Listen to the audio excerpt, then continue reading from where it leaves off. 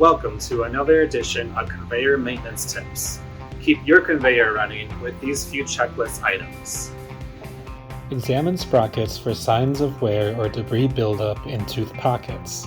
For example, the teeth on these sprockets haven't been worn down yet. The teeth on these sprockets were worn down so much that they needed to be replaced immediately before more damage occurred to the conveyor. See the difference? Look for unusual wear patterns on the chain or belt. Unusual wear patterns may be a sign that your belt or chain needs an alignment adjustment.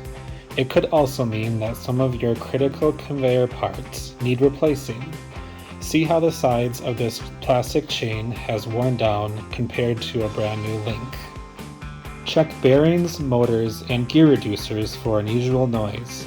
If there is unusual noise, it is generally an indicator that a component is becoming worn and approaching a failure point. Contact your conveyor provider by phone or email for some replacement parts.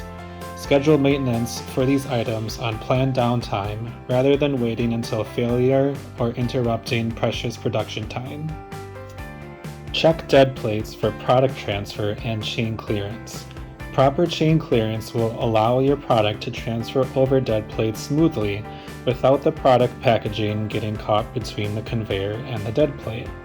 Also, keep in mind that dead plates should be designed and installed with minimum gaps between the stationary plates or rollers and the moving belt or chain to not create an in-running nip point.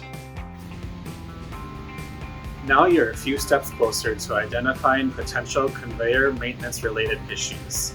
Stay tuned for more conveyor related tips.